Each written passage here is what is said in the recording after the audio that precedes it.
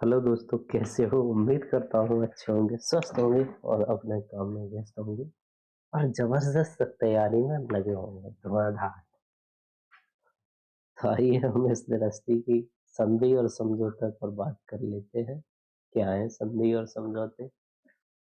भारत और गुयाना के बीच में समझौता हुआ। क्या समझौता हुआ? यानी केंद्रीय मंत्रिमंडल द्वारा भारत और गुयाना के मध्य हाइड्रोकार्बन क्षेत्र में सहयोग हेतु समझौता ज्ञापन पर हस्ताक्षर किए।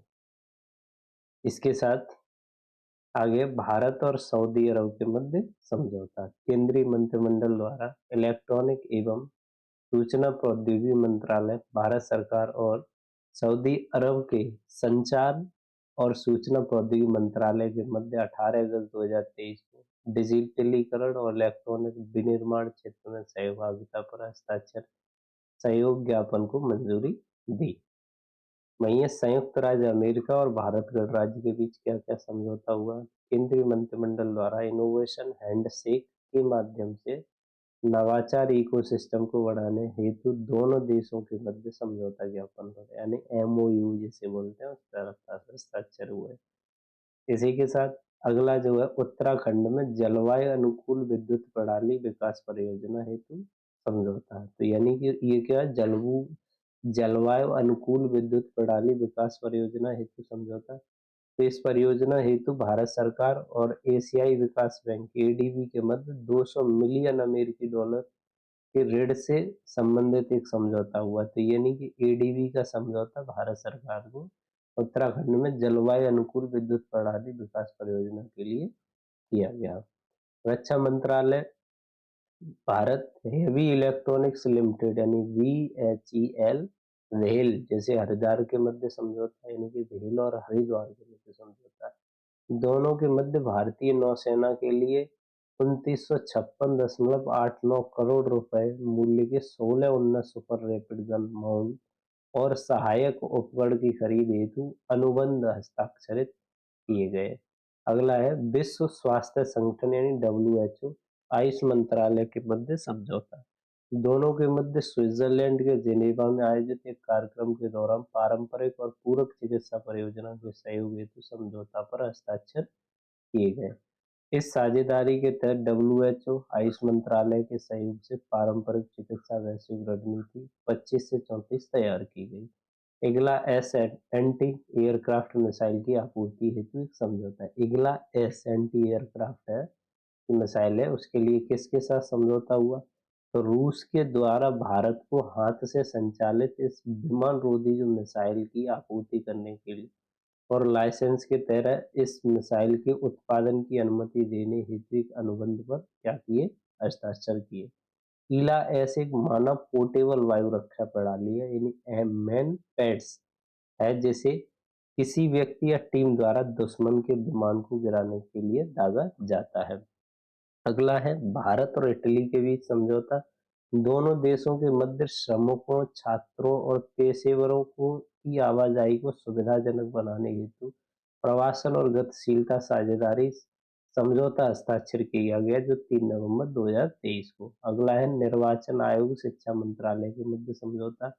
तो निर्वाचन आयोग और शिक्षा मंत्रालय के बीच क्या समझौता हुआ? दोनों के मध्य देश की भर की जो कक्षाओं में जो चुनावी साक्षरता लाने हेतु समझौता ज्ञापन पर हस्ताक्षर हुए। इस समझौता ज्ञापन के तहत सभी स्कूलों में कक्षा 6 से 12 तक के पाठ्यक्रम में मतदाता शिक्षा और चुनावी साक्षरता को शामिल किया जाएगा। क्या क्या? मतदाता की शिक्षा और चुनावी साक्षरता को इसमें शामिल किया जाएगा। इसलिए निर्वाचन आयोग और शिक्षा मंत्रालय के मध्य एक समझौता ज्ञापन पर हस्ताक्षर हुए हैं। ठीक है। अगला है पहले भारतीय तटरक्षक प्रशिक्षण पोत के निर्माण हेतु यानी कि पहला जो भारतीय तटरक्षक प्रशिक्षण पोत का जो निर्माण करना है हमें उसके लिए समझौता किया। इस संदर्भ में नई दिल्ली में खरीद यानी कि भारतीय IDDM श्रेणी के तहत रक्षा मंत्रालय और मझगांव डॉक लिमिटेड के साथ मुंबई के मध्य के अनुबंध हस्ताक्षर हुए। नहीं किस किस के यानी कि जो तटरक्षक प्रशिक्षण पोत बनाया जा रहा है वो उसमें किन किन के बीच? रक्षा मंत्रालय मझगांव डॉक लिमिटेड के साथ समझौता हुआ। अगला है INS ब्यास के मिड लाइफ अपग्रेड और उसे पुनः सशक्त बनाने हेतु समझौता किया गया। आईएनएस व्यास के मिड लाइफ अपग्रेड और उसे सशक्त बनाने के लिए समझौता। इस संबंध में रक्षा मंत्रालय और कोचीन शिपयार्ड के बीच में समझौता हुआ। आईएनएस व्यास के मिड लाइफ अपग्रेड के लिए कोचीन शिपयार्ड और रक्षा मंत्रालय, तो ये ध्यान रखना, व्यास को रक्षा मंत्रालय और कोचीन शिपयार्ड के मध्य समझौता। आईएनएस व्यास ब्रह्मपुत्र श्रेणी का पहला युद्धपोत होगा जो भाप के स्थान पर डीजल से पुनः संचालित किया जाएगा। अगला है इलेक्ट्रॉनिकी और सूचना प्रौद्योगिकी मंत्रालय, भारत गणराज्य और अर्थव्यवस्था, वित्त और औद्योगिक एवं डिजिटल संप्रभुता मंत्रालय, फ्रांस गणराज्य के मध्य एक समझौता हुआ। किन किन के बीच?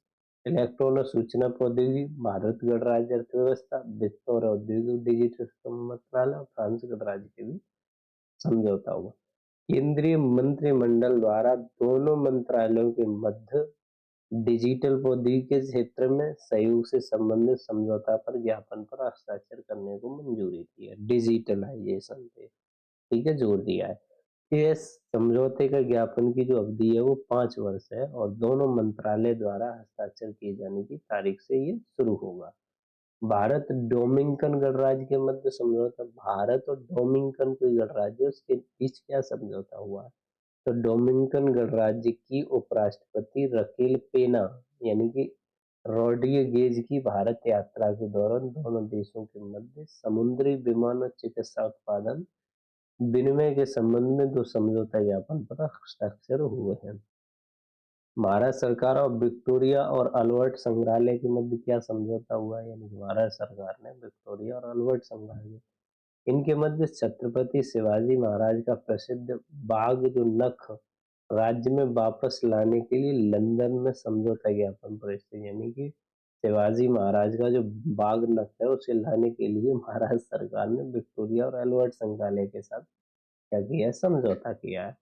एशियाई विकास बैंक जैसे एडीबी बोलते हैं, fourth partner energy private limited के मध्य समझौता हुआ। यानी एडीबी और फोर्थ पार्टनर के बीच किसको लेके समझौते हुए? तो दोनों के मध्य तमिलनाडु के तिरुनेलवेली जिले में 25 मेगावाट और फोटोवोल्टिक आधारित बिजली संयंत्र के निर्माण हेतु संचालन के लिए 1.2 बिलियन भारतीय रुपए जिसकी लगभग कीमत है $14.7 मिलियन तक का दीर्घकालिक जो ऋण है उस समझौते को पर हस्ताक्षर किए, यानी कि एडीबी और फोर्थ पार्टनर के बीच समझौता हुआ है। तमिलनाडु के तिरुनेलवेली में जो 25 मेगावाट का जो बिजली संयंत्र का निर्माण के लिए, ठीक है, $14.7 मिलियन रुपए ऋण लेना है। अगला है उत्तर प्रदेश सरकार ने नुएवो लियोन राज्य यानी मैक्सिको के साथ समझौता क्यों किया है? तो दोनों के मध्य उत्तर प्रदेश में पर्यटन, बुनियादी ढांचा, फार्मा और चिकित्सा क्षेत्र में निवेश हेतु समझौता, यानी कि मैक्सिको से के साथ यूपी का क्या मतलब स्वार्थ है? तो उसका स्वार्थ है कि यहाँ पे मैक्सिको को लोग पर्यटन के लिए आए, कोई बुनियादी ढांचा जैसे बने, बुनियाद की चीजें निकले, फार्मा और चिकित्सा क्षेत्र में लोग निवेश करें, इसलिए यूपी ने न्यूवा लियोन्स राज्य है जो मैक्सिको का उसके साथ समझौता कर लिया है।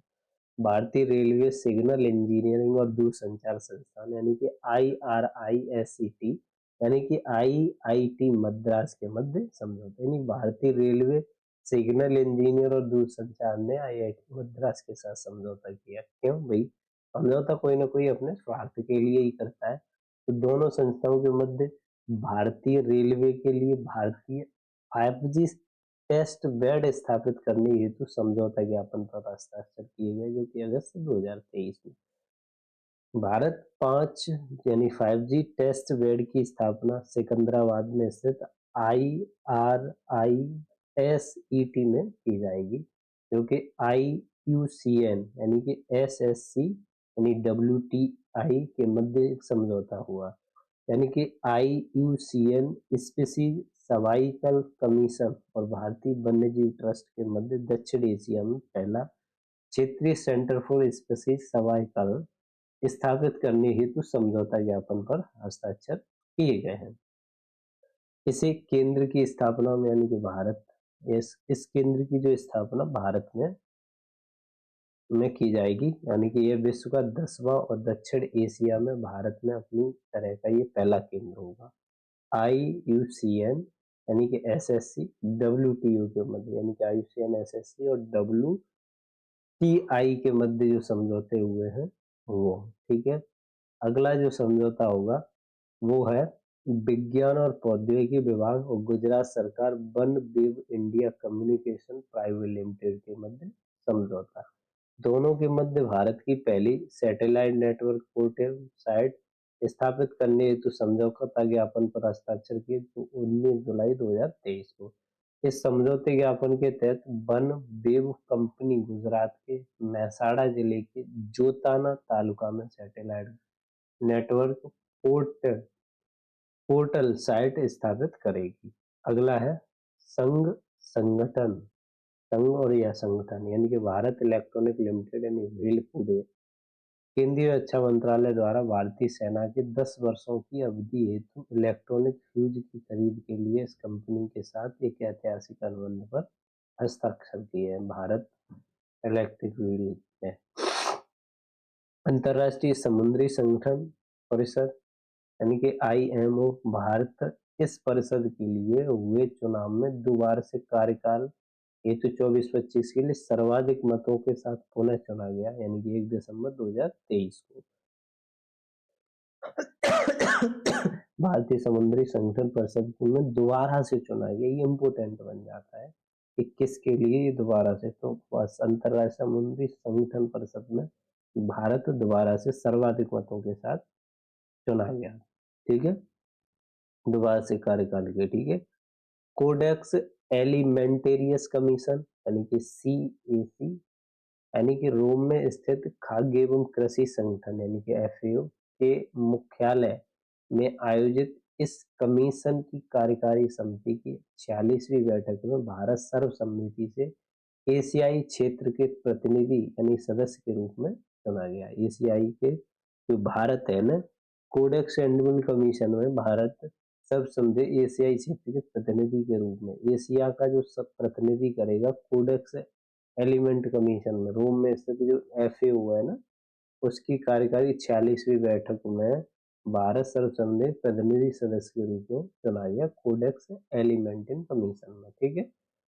अंतरराष्ट्रीय चीनी संगठन यानी कि ISO तो भारत वैश्विक चीनी क्षेत्र का नेतृत्व करने हेतु 2024 के लिए इस संगठन का अध्यक्ष बना है। यानी कि इस संगठन का अध्यक्ष क्यों बना है भारत, क्योंकि भारत को अध्यक्षता करनी है इसकी चीनी संगठन की, ठीक है, 2024 में। विश्व पशु स्वास्थ्य संगठन यानी कि WAH क्षेत्रीय आयोग एशिया और प्रशांत क्षेत्र के लिए इस आयोग का 33वां सम्मेलन भारत की मेजबानी में नई दिल्ली में आयोजित होगा। यानी कि ये जो विश्व स्वास्थ्य संगठन का यानी कि एशिया और प्रशांत क्षेत्र इस आयोग का जो 33वां सम्मेलन है, जिसकी भारत की मेजबानी, जिसकी जो मेजबानी कौन करेगा, विश्व स्वास्थ्य संगठन की भारत करेगा। कहाँ पे आयोजित करेगा, तो नई दिल्ली में करेगा।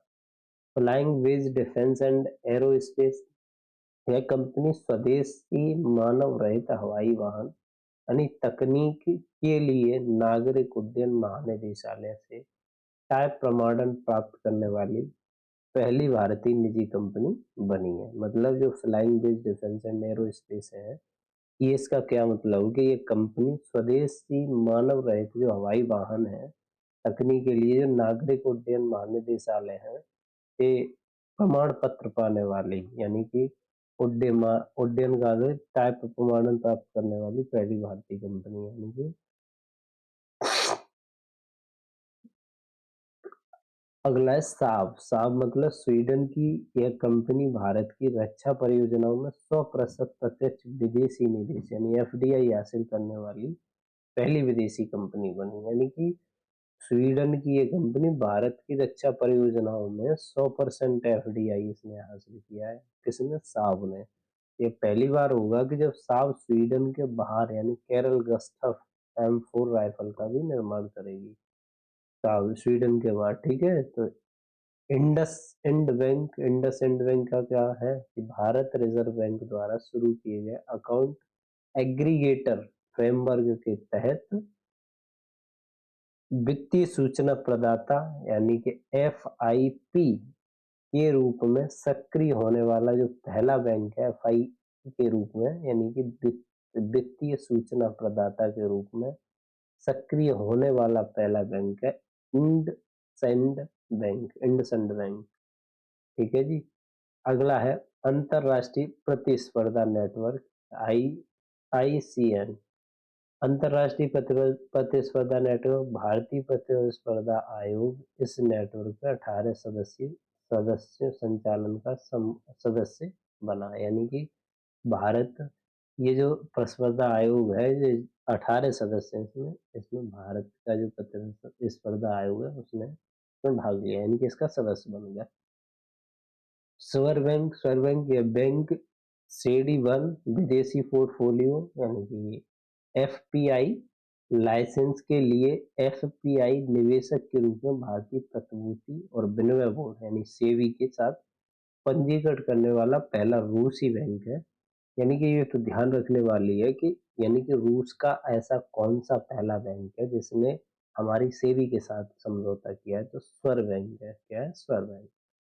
एनटीपीसी लिमिटेड के बारे में भी जान लेते हैं। फोर्ब्स द्वारा जारी विश्व सर्वश्रेष्ठ नियोक्ता 2023 की सूची में होने वाली सार्वजनिक क्षेत्र का एकमात्र भारतीय लोक उपक्रम है। यानी कि देखो भाई, यानी कि फोर्ब्स ने जो लिस्ट जारी की उसमें एनटीपीसी सर्वश्रेष्ठ नियोक्ता के रूप में, जो कि सार्वजनिक मतलब सरकारी जो कंपनी है एनटीपीसी लिमिटेड, वो एकमात्र ऐसी कंपनी है जो विश्व के सर्वश्रेष्ठ नियोक्ता के रूप में इसे शामिल किया गया है। ठीक है। पीएसयू बना, नहीं पीएसयू कह सकते हैं, पीएसयू बना। ठीक है। पहले पीएसयू हुआ, जैसे बोले पीएसयू कौन बनी, तो एनटीपीसी लिमिटेड है। ठीक है। 10 अक्टूबर 2023। Asia Pacific institute for broadcasting development यानी कि एआईबीडी भारत लगातार तीसरे कार्य के लिए इसके जनरल कॉन्फ्रेंस के अध्यक्ष के रूप में पुनः चुना गया। यानी कि Asia Pacific institute for broadcasting development द्वारा लगातार तीसरे काल के लिए इसके जनरल कॉन्फ्रेंस के अध्यक्ष के रूप में, यानी कि Asia Pacific institute for broadcasting development का जो जनरल कॉन्फ्रेंस होगा उसके अध्यक्ष हम होंगे, हम मतलब भारत होगा। ठीक है। इसी के साथ भारत इससे पहले 2018 से 21 में एशिया पैसिफिक इंस्टीट्यूट का अध्यक्ष रहा। उसके बाद 21-23 में भी अध्यक्ष के रूप में कार्य कर चुका है, 18 से 21 के बीच में और 21 से 23 के बीच में।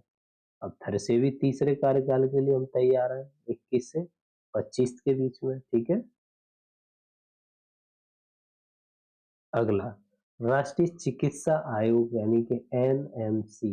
एनएमसी इस भारतीय संस्था को 10 वर्षों के लिए प्रतिष्ठित world federation for medical education मान्यता प्राप्त है। यानी कि इंटरपोल की बात करें तो इंटरपोल ग्लोबल एकेडमी नेटवर्क केंद्रीय अन्वेषण ब्यूरो यानी सीबीआई अकादमी आधिकारिक तौर पर इस नेटवर्क में शामिल है। यानी कि इंटरपोल ग्लोबल एकेडमी नेटवर्क में कौन शामिल है? हमारी सीबीआई आधिकारिक रूप यानी ऑफिशियल रूप से सीबीआई इसमें शामिल है। सीबीआई अकादमी इस नेटवर्क के 10वें सदस्य के रूप में शामिल है। तो इंटरपोल ग्लोबल एकेडमी नेटवर्क में सीबीआई शामिल है, वो भी 10वें सदस्य के रूप में शामिल है। ये याद रखने वाला पॉइंट है। पावर फाइनेंस कॉर्पोरेशन लिमिटेड यानी कि PFC. PFC power finance corporation विद्युत मंत्रालय के तहत या महारत्न केंद्रीय सार्वजनिक क्षेत्र उपक्रम यानी कि CPSE Asia transition finance study group में शामिल होने वाला भारत का पहला, यानी कि एटीएफएसजी तो Asia transition finance study group में भारत का पहला शामिल होने वाला भारत का पहला जो सदस्य बना है वो कौन है? पावर फाइनेंस पीएफसी विद्युत मंत्रालय की तरह महारत्न केंद्रीय सार्वजनिक, ये पावर फाइनेंस है जो Asia transition finance study group में शामिल होने वाला भारत का पहला सदस्य। ठीक है। भारत की तरफ से ये पहली बार शामिल हुआ है। अगला है तेल और प्राकृतिक गैस निगम। यह अंतरराष्ट्रीय मान्यता प्राप्त प्रमाणन निकाय यानी मैसर सेंटरसन यूएसए द्वारा रिश्वत विरोधी प्रबंधन प्रणाली के लिए प्रमाणित होने वाला भारत का पहला केंद्रीय सार्वजनिक क्षेत्र का उद्यम है। जैसे एचडीएफसी बैंक जो है अपनी मूल कंपनी यानी कि housing development finance corporation limited के साथ रिवर्स विलय के बाद यह बैंक 154 बिलियन अमेरिकी डॉलर के बाजार पूंजीकरण को पार कर गया है, यानी कि 14 जुलाई 2023 को। यानी कि कितने, यानी एच डी एफ सी जो है अपनी मूल कंपनी यानी housing development finance corporation limited के साथ रिवर्स विलय के बाद, रिवर्स का इसमें विलय हुआ, उसके बाद बैंक का जो 154 बिलियन अमेरिकी डॉलर के बाजार का पूंजीकरण यानी कि एम कैप को पार कर गया है। तो ये इसी के साथ ये विश्व का 7वां सबसे बड़ा ऋणदाता बन गया है, यानी कि सबसे ज्यादा ऋण देने में विश्व में सबसे 7वें नंबर पे आता है एचडीएफसी ऋण देने में। ठीक है। अगला है central cottage industry corporation of India, यानी कि CCIC। यह सार्वजनिक क्षेत्र का उपक्रम डिजिटल कॉमर्स के लिए ओपन नेटवर्क में शामिल हुआ है। ठीक है। तो अगला है ग्लोबल क्राइसिस रेस्पॉन्स ग्रुप। तो विदेश मंत्रालय द्वारा भारत के एक समूह के चैंपियंस ग्रुप में शामिल होने की घोषणा किसने की? ग्लोबल क्राइसिस रिस्पॉन्स ग्रुप ने। विदेश मंत्रालय के सचिव संजय वर्मा ने ग्लोबल क्राइसिस रेस्पॉन्स ग्रुप प्रक्रिया के लिए शेरपा के रूप में नामित किए गए, यानी कि जो संजय वर्मा ग्लोबल क्राइसिस के जो शेरपा के रूप में नामित किए गए हैं। संयुक्त राष्ट्र शैक्षिक वैज्ञानिक और सांस्कृतिक संगठन यानी कि यूनेस्को संयुक्त राष्ट्र के इस घटक यानी निकाय के गवर्निंग बोर्ड द्वारा संयुक्त राष्ट्र अमेरिका को पुनः सदस्य के रूप में शामिल करने हेतु सहमति व्यक्त की, यानी कि अमेरिका को पुनः सदस्य यानी कि इसमें यूनेस्को में शामिल करने की बात कही गई है। नेहरू मेमोरियल यानी कि Bharat Nehru memorial museum and library society, इस सोसाइटी की विशेष बैठक में इसका नाम बदलने का निर्णय लिया गया है। नेहरू मेमोरियल का इसका नाम प्रधानमंत्री संग्रहालय और लाइब्रेरी सोसाइटी होगा। इसका नाम क्या होगा? नेहरू मेमोरियल का नाम प्रधानमंत्री संग्रहालय और लाइब्रेरी सोसाइटी होगा। ब्रांड फाइनेंस इंडिया 100 यानी कि 2023 की रिपोर्ट ब्रांड फाइनेंस में। तो ब्रांड फाइनेंस इंडिया जो रिपोर्ट जारी की वो 7 जून 2023 है। तो शीर्ष सबसे 5 मूल्यवान ब्रांड कौन सा है? तो टाटा सबसे मूल्यवान, दूसरे नंबर पर इन्फोसिस है। ये भारत के अंदर है। पहला टाटा, दूसरा इन्फोसिस, तीसरे नंबर पर भारतीय जीवन बीमा यानी LIC, चौथे नंबर पे एयरटेल और 5वें नंबर पर रिलायंस लिमिटेड। यानी कि अगर सबसे महंगी ब्रांड की बात करें तो पहला टाटा है, दूसरे पे इन्फोसिस, तीसरे पे LIC, चौथे पे एयरटेल, 5वें पर रिलायंस इंडस्ट्री है। ठीक है जी। अखिल भारतीय आयुर्विज्ञान संस्थान यानी एम्स नागपुर की बात कर लेते हैं। तो महाराष्ट्र में स्थित ये अस्पतालों और सेवा प्रदाताओं के लिए भारतीय प्रत्यायन बोर्ड यानी NABH द्वारा मान्यता प्राप्त करने वाला पहला एम्स बना। राष्ट्रीय प्रत्यायन बोर्ड ने इसे मान्यता प्राप्त दी है। तो ये पहला एम्स है जिसको प्रत्यायन बोर्ड ने मान्यता दी है। तो ये इम्पोर्टेंट हो जाता है। तो ऐसा कौन सा एम्स है ऐसे पूछ लेगा जिसको पहली बार राष्ट्रीय प्रत्यायन बोर्ड ने मान्यता दी। तो अखिल भारतीय आयुर्वेद संस्थान एम्स नागपुर है। ठीक है। केंद्रीकृत प्रयोगशाला नेटवर्क यानी CLN टीकों के परीक्षण के लिए भारत इस नेटवर्क में शामिल है, यानी कि 30 मई 2023 को। केंद्रीय यानी कि टीकों के परीक्षण के लिए भारत किस नेटवर्क में? केंद्रीय प्रयोगशाला नेटवर्क में क्यों शामिल है भारत? टीकों के परीक्षण के लिए। ठीक है जी। अगला है JSW steel limited. JSW group की यह कंपनी अपने ऑटोमेटिव स्टील उत्पादों के लिए ग्रीन प्रो इको लेबल प्राप्त करने वाली पहली निर्माता बनी हुई है। ठीक है। एयर विस्तारा, विस्तारा ये एयरलाइन सस्टेनेबल एविएशन फ्यूल का इस्तेमाल करके एक विमान पर वाणिज्यिक घरेलू उड़ान संचालित करने वाली भारतीय एयरलाइन है। यानी वाणिज्यिक घरेलू उड़ान, यानी कि वाणिज्यिक का मतलब समझते हो, यानी कि बिजनेस, बिजनेस मतलब कमर्शियल, कमर्शियल जो घरेलू उड़ान है उन्हें, उनको ये संचालित करने वाली जो एयर विस्तारा है, उसने घरेलू उड़ानें भी मतलब चालू कर दी है। इसका मतलब ये है, ठीक है। अगला टॉपिक है हमारा विधि और न्याय से संबंधित। तो दूरसंचार विधेयक 2023, इसका क्या है, राज्यसभा द्वारा इसे 21 दिसंबर 2023 को क्या कर दिया गया, पारित कर दिया गया। यह विधेयक भारतीय टेलीग्राफ अधिनियम 1885, भारतीय वायरलेस टेलीग्राफ अधिनियम 1933, टेलीग्राफ तार यानी गैर कानूनी कब्जा अधिनियम 1950 का स्थान लेगा। तो ये दूर संचार विधेयक अधिनियम किसको रिप्लेस करेगा, 1985 को, और टेलीग्राफ अधिनियम 33 को, और टेलीग्राफ तार अधिनियम जो भी 1950, इनको रिप्लेस करेगा, ठीक है। यह भारतीय दूरसंचार नियामक बोर्ड यानी ट्राई अधिनियम 1997 में भी संशोधन करेगा, ठीक है। इस विधेयक में केंद्र सरकार को राष्ट्रीय सुरक्षा की दृष्टि से किसी भी देश या व्यक्ति के टेलीकॉम से जुड़े उपकरण को निलंबित या प्रतिबंधित करने का अधिकार देने का प्रावधान है, ठीक है। केंद्रीय माल और सेवा कर यानी कि दूसरा संशोधन 2023, तो राज्य सभा द्वारा पारित यानी कि 20 दिसंबर 2023 को केंद्रीय माल और सेवा कर दूसरा संशोधन है, ये विधेयक है। तो राज्यसभा ने इसे 20 दिसंबर 2023 को पारित किया। तो ये विधेयक केंद्रीय माल और सेवा कर अधिनियम 2017 में संशोधन करेगा, 23 वाला माल सेवा कर अधिनियम 17 वाले में संशोधन करेगा। उसके साथ इसमें अपीलीय अधिकरण के अध्यक्ष की जो सीमा है वो 67 वर्ष से बढ़ाकर 70 वर्ष कर दी गई है, और सदस्यों की जो आयु सीमा है वो 65 वर्ष से बढ़ाकर 67 वर्ष करने का इसमें केंद्रीय माल और सेवा कर विधेयक में किया गया है, ठीक है। अगला है मुख्य निर्वाचन आयोग तो अन्य निर्वाचन आयुक्त की नियुक्तियां, सेवा शर्तों, पदावधि विधेयक 2023।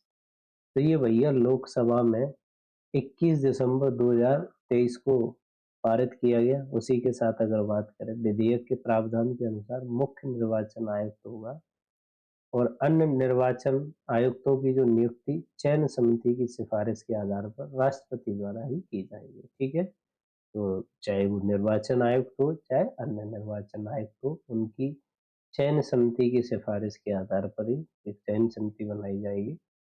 उस चयन समिति में कौन कौन होगा, तो एक प्रधानमंत्री होगा, केंद्रीय मंत्रिमंडल का एक मंत्री होगा, और लोकसभा में प्रतिपक्ष का नेता या सबसे बड़े दल का नेता होगा। इन तीन में से किसी दो ने वोट कर दिया, वही उसका चुनाव आयुक्त का क्या बन जाएगा, ठीक है जी।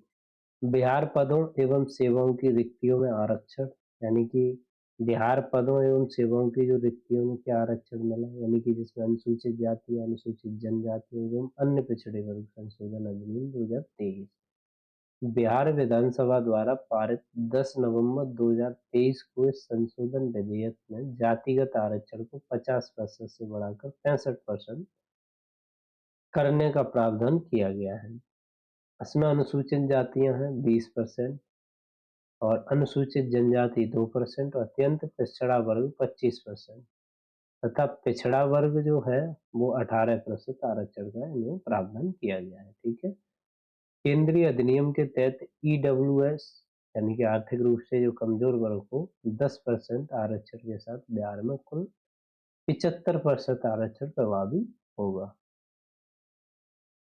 अच्छा, समलैंगिक विवाह की कानूनी वैधता के संबंध में फैसला क्या किया गया, यानी कि समलैंगिक विवाह की कानूनी वैधता के संबंध में, यानी कि उच्चतम न्यायालय में मुख्य न्यायाधीश जस्टिस डीवाई चंद्रचूड़ की अध्यक्षता में 5 न्यायाधीशों की एक पीठ ने इस संबंध में फैसला सुनाया, वो भी 17 अक्टूबर 2023 को। क्या फैसला था, इस पीठ ने अपने फैसले में समलैंगिक विवाह को कानूनी तौर पर वैधता देने से इनकार कर दिया। वही लड़के लड़के शादी कर ले, लड़की लड़की शादी कर ले, तो ये कौन सी अच्छी बात है। तो इससे कह दिया कि भाई ये कानूनी तौर पर वैध नहीं है, गलत बात है। फैसले में उच्चतम न्यायालय ने कहा कि समलैंगिक जोड़ी को साझा रूप से बच्चा गोद लेने की अनुमति नहीं दे सकते हम। देखिए, तुम समलैंगिक हो, तुम बच्चा गोद लोगे तो हम अनुमति नहीं देंगे, ये क्या है इन्होंने। उच्चतम न्यायालय राष्ट्रीय न्यायिक डेटा ग्रिड यानी कि एनजेडीजी पोर्टल में शामिल हुआ, यानी कि उच्चतम न्यायालय एनजेडीजी एनजेडीजी में डाटा ग्रिड पोर्टल में शामिल हुआ। ठीक है। दिल्ली राष्ट्रीय राजधानी क्षेत्र शासन अधिनियम 2023 2023 में दिल्ली राष्ट्रीय राजधानी क्षेत्र शासन अधिनियम राष्ट्रपति द्वारा मंजूरी से प्रदान की गई, वो 11 अगस्त 2023 को यह अधिनियम दिल्ली राष्ट्रीय राजधानी क्षेत्र शासन अधिनियम 1991 में संशोधन करेगा। यानी कि एनसीआर के 1991 में संशोधन कौन सा 33 वाला जो हमारा अधिनियम है वो करेगा। इस अधिनियम में केंद्र सरकार को राष्ट्रीय राजधानी क्षेत्र दिल्ली सरकार के अधिकारियों और कर्मचारियों के कार्यों, कार्यकाल, सेवा संबंधी अन्य शर्तों के संदर्भ में नियम बनाने का अधिकार प्रावधान है। एनसीआर में जो अधिकारी हैं, कर्मचारी है, उनके संदर्भ सेवा में सबके नियम कौन बना सकती है? केंद्र सरकार बना सकती है। इस अधिनियम में राष्ट्रीय राजधानी लोक सेवा प्राधिकरण के गठन का प्रावधान है। इसमें दिल्ली के मुख्यमंत्री, मुख्य सचिव दिल्ली और प्रधान गृह सचिव दिल्ली भी शामिल होंगे। यह प्राधिकरण अधिकारियों के स्थानांतरण, नियुक्ति और अनुसंधान कार्रवाई के संबंध में दिल्ली के उपराज्यपाल को सिफारिश देगा। यानी कि अगर किसी अधिकारी को कहीं भेजना है, उसकी नियुक्ति करना है या अनुशंसा लेनी है, कार्रवाई करनी है, तो पहले आपको दिल्ली के उपराज्यपाल से परमिशन लेनी होगी, तभी ऐसा कर सकते हैं। अगला है जन्म और मृत्यु रजिस्ट्रीकरण संशोधन 2023। जन्म और मृत्यु का जो रजिस्ट्रीकेशन अधिनियम 2023 यानी कि राष्ट्रपति द्वारा इसे मंजूरी दी 11/2023 को दी गई। यह अधिनियम जन्म और मृत्यु अधिनियम 1969 में, जो 23 वाला 1969 को संशोधित करता है। तो इस अधिनियम के अनुसार रजिस्ट्रार जनरल पंजीकृत जन्म और मृत्यु का एक सटीक डेटाबेस बनाएगा। अगला है हमारा जैव विविधता संशोधन अधिनियम 2023। ये राष्ट्रपति द्वारा 3 अगस्त 2023 को इसे मंजूरी दी गई। तो यह अधिनियम जैव विविधता 2002 को संशोधित करेगा। 23 वाला कैसे संशोधित करेगा? 2002 को। अगला है राष्ट्रीय परिचर्या और प्रसूति विद्या आयोग अधिनियम 2023। यह राष्ट्रपति द्वारा 12 अगस्त 2023 को इसे मंजूरी दी गई। तो यह अधिनियम भारतीय नर्सिंग परिषद यानी 1947 को ये निरस्त करता है। और अधिनियम में राष्ट्रीय नर्सिंग और मिडवाइफरी आयोग, क्योंकि राष्ट्रीय परिचर्या और प्रसूति विद्या आयोग के गठन का प्रावधान है, जिसमें कितने सदस्य होंगे? 29 सदस्य होंगे। अगला है राष्ट्रीय दंत चिकित्सा आयोग अधिनियम 2023। राष्ट्रपति द्वारा इसे 11 अगस्त को मंजूरी दी गई। यह अधिनियम दंत चिकित्सा अधिनियम 1948 को निरस्त करता है, यानी कि किसी दंत चिकित्सा अधिनियम है उसे 48 को खारिज करके ये केंद्र सरकार 33 सदस्य राष्ट्रीय दंत चिकित्सा आयोग बनाएगी और दंत चिकित्सा सलाहकार परिषद की भी स्थापना करेगी। अनुसंधान राष्ट्रीय शोध प्रतिष्ठान अधिनियम 2023। राष्ट्रपति ने इसे 12 अगस्त को मंजूरी दी और यह अधिनियम विज्ञान और इंजीनियरिंग और अनुसंधान बोर्ड अधिनियम 2008 को भी निरस्त करता है। इसके साथ स्थापित विज्ञान और इंजीनियरिंग अनुसंधान बोर्ड को भंग करता है। इस अधिनियम में गणित, विज्ञान, इंजीनियरिंग और प्रौद्योगिकी तथा पर्यावरण और पृथ्वी विज्ञान सहित प्राकृतिक विज्ञान के क्षेत्र में अनुसंधान, नवाचार और उद्यमिता के लिए महत्वपूर्ण उच्च स्तरीय मार्गदर्शन प्रदान करने हेतु राष्ट्रीय अनुसंधान फाउंडेशन की स्थापना का प्रावधान है। भारतीय प्रबंधन संशोधन अधिनियम 2023 राष्ट्रपति द्वारा मंजूरी 11 अगस्त को दी गई। इस अधिनियम में भारतीय प्रबंधन संस्थान को राष्ट्रीय महत्व का संस्थान घोषित किया गया है। तेलंगाना किन्नर अधिनियम 1919 तेलंगाना उच्च न्यायालय द्वारा असंवैधानिक घोषित किया गया। ऐसे 6 जुलाई 2023 को तेलंगाना किन्नर अधिनियम 1919 असंवैधानिक। यह फैसला तत्कालीन मुख्यमंत्री वो मुख्य न्यायाधीश उज्ज्वल भुनिया और न्यायमूर्ति सीवी भास्कर रेड्डी को ने सुनाया, उनकी पीठ ने सुनाया। विधि आयोग की 22वीं रिपोर्ट। विधि आयोग की 22वीं रिपोर्ट क्या कहती है? इस रिपोर्ट में राजद्रोह से संबंधित जो आईपीसी की धारा 124 से है ना, को बनाए रखने की सिफारिश की गई है। इस रिपोर्ट में राजद्रोह के लिए अधिकतम जेल जाने की जो सजा है, सजा को 3 वर्ष या आजीवन कारावास की जो मौजूदा अवधि से बढ़ाकर 7 वर्ष या आजीवन कारावास करने की भी सिफारिश इसमें की गई है। वर्ष या सप्ताह, वर्ष, दिवस और सप्ताह। राष्ट्रीय गणित दिवस कब मनाया गया? तो ये 22 दिसंबर 2023 को मनाया गया। यह दिवस प्रसिद्ध गणितज्ञ श्री रामानुजम के जन्म दिवस पर मनाया गया। अंतर्राष्ट्रीय प्रवासी दिवस 18 दिसंबर और भारत का प्रवासी दिवस 12 जनवरी को राष्ट्रीय प्रवासी, ठीक है। मुख्य विषय इसका है एक्ट टुडे का, क्या मुख्य विषय यानी थीम इसकी है एक्ट टुडे। इसी के साथ अगला है हमारा 53वां विजय दिवस 2023 16 दिसंबर को मनाया गया। विजय दिवस कब मनाया गया? 16 दिसंबर। यह दिवस 1971 के बाद युद्ध में पाकिस्तान भारत की विजय के उपलक्ष्य में मनाया जाता है, यानी कि इसमें पाकिस्तान को भारत ने धूल चटा दी थी, इसलिए इसे 16 दिसंबर को उसकी याद में हम मनाते हैं। अंतर्राष्ट्रीय सार्वभौमिक स्वास्थ्य कवरेज दिवस ये 12 दिसंबर 2023 को मनाया गया। इसकी थीम जो है सभी के लिए स्वास्थ्य कार्रवाई समय, यानी कि health for all, time for action. मानवाधिकार दिवस जो मनाया गया वो मनाया गया 10 दिसंबर 2023 को। इसका मुख्य विषय है सभी के लिए स्वतंत्रता, समानता और न्याय। मृदा दिवस 5 दिसंबर 2023 को। मुख्य विषय मिट्टी और पानी, जीवन का स्रोत, यानी कि soil and water, source of life. अंतर्राष्ट्रीय स्वयंसेवक दिवस, इसका संबंध है 5 दिसंबर 2023 को। मुख्य विषय है the power of collective action if everyone did. अंतर्राष्ट्रीय दासता उन्मूलन दिवस जो मनाया गया वो 2 दिसंबर 2023 को मनाया गया। इसकी जो थीम है वो modern slavery is on the rise. अगला है विश्व एड्स दिवस जो कि 1 दिसंबर 2023 को मनाया गया। इसका मुख्य विषय let communities lead, let communities lead. महिलाओं के खिलाफ हिंसा उन्मूलन हेतु अंतर्राष्ट्रीय जो दिवस मनाया गया वो 25 नवंबर को मनाया गया।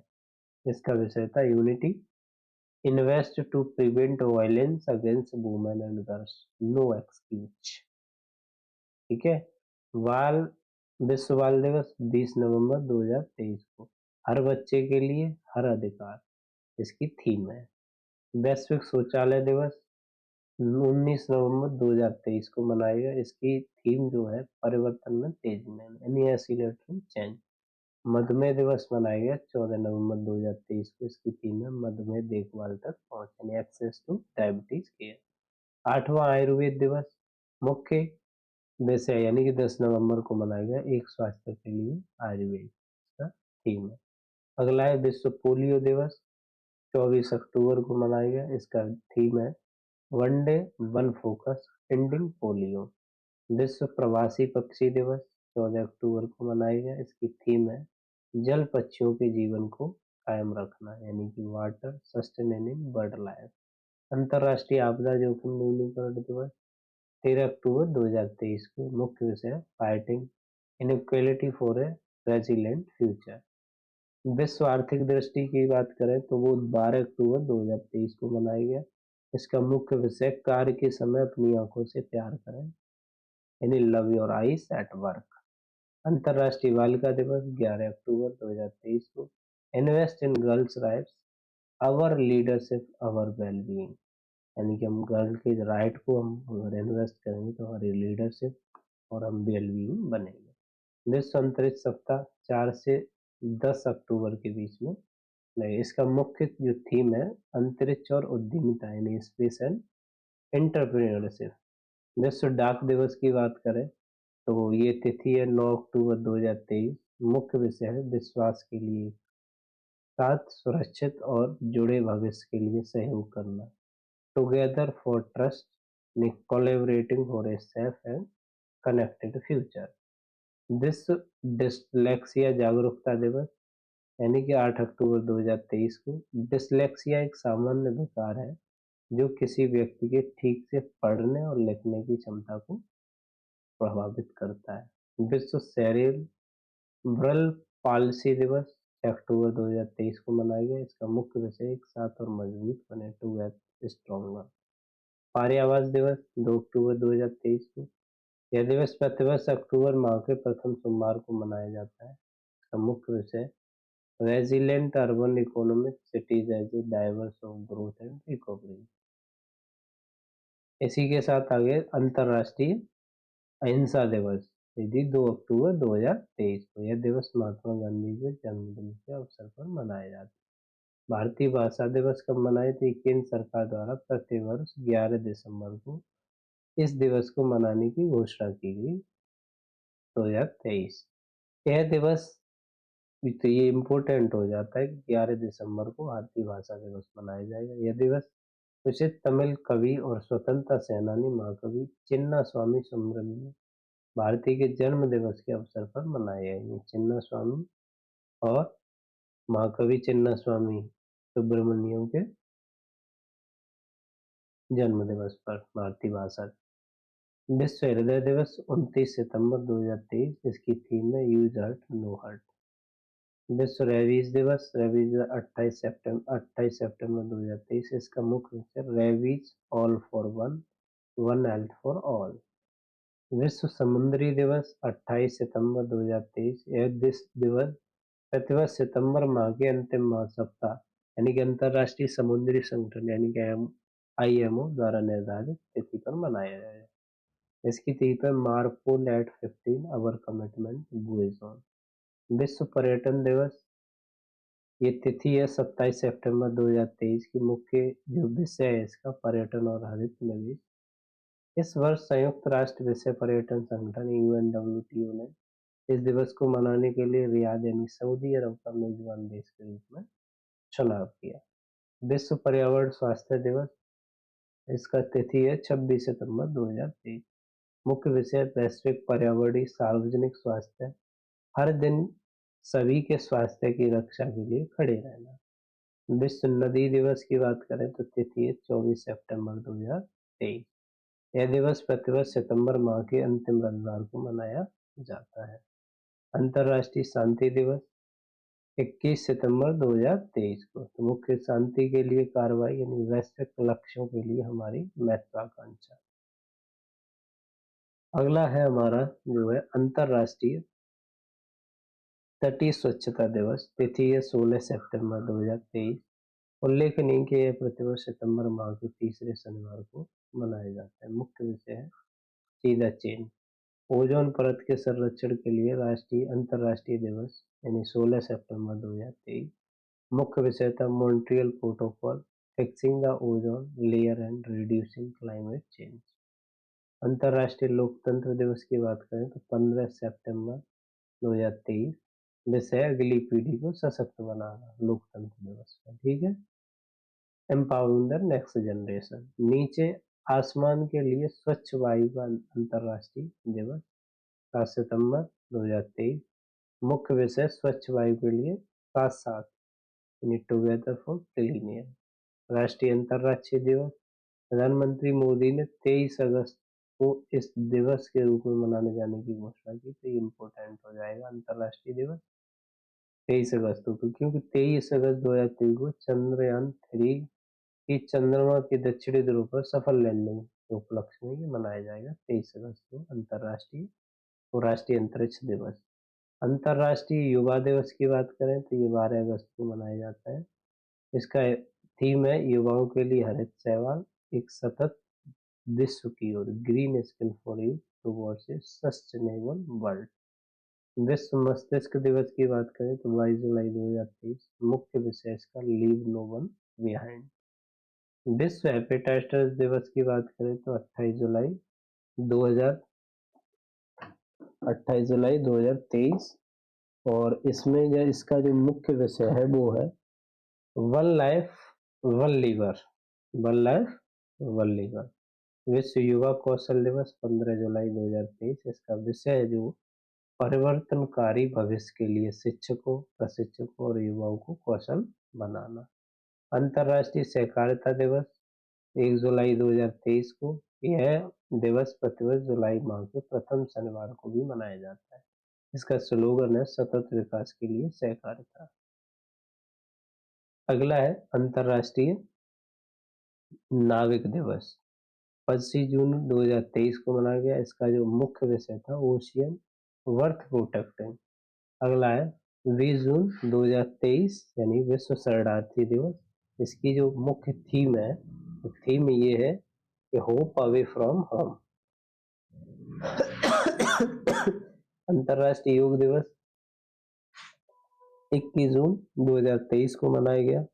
इसका मुख्य विषय एक विश्व के लिए योग, यानी कि यूएन मुख्यालय के योग दिवस कार्यक्रम का मुख्य वसुधैव कुटुंबकम के लिए योग रहा। भारत के लिए आंतरिक मुख्य विषय है हर घर आंगन योग। विश्व बाल श्रम निषेध दिवस तिथि है 12 जून 2023। मुख्य विषय सभी के लिए सामाजिक न्याय, बाल श्रम का अंत यानी social justice for all, and child labour. विश्व महासागर दिवस 8 जून 2023। मुख्य विषय है गृह महासागर ज्वार बदलते रहे, planet ocean tides are changing. विश्व खाद्य सुरक्षा दिवस 7 जून 2023। मुख्य विषय खाद्य मानक जीवन बचाते हैं यानी फूड स्टैंडर्ड सेफ लिव। विश्व पर्यावरण दिवस की बात करें तो 5 जून 2023। मुख्य विषय है प्लास्टिक प्रदूषण के बजाय यानी सॉल्यूशन टू प्लास्टिक पॉल्यूशन। विश्व तंबाकू निषेध दिवस की बात करें तो 31 मई 2023 को। मुख्य विषय खाद्य उगाओ तंबाकू नहीं। संयुक्त राष्ट्र अंतर्राष्ट्रीय शांति सैनिक दिवस 29 मई 2023 को। मुख्य विषय पीस बिगिंस विद मी। अंतर्राष्ट्रीय जैव विविधता दिवस की बात करें तो 22 मई 2023। मुख्य विषय समझौते से कार्रवाई तक जैव विविधता का पुनर्निर्माण, from agreement to action build back biodiversity. अगले हैं अंतर्राष्ट्रीय परिवार दिवस 15 मई 2023 को। जनसांख्यिकी रुझान और परिवार, डेमोग्राफिक ट्रेंड्स एंड फैमिलीज।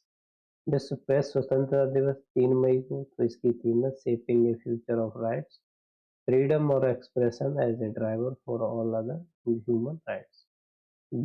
विश्व बौद्धिक संपदा दिवस 26 अप्रैल 2023।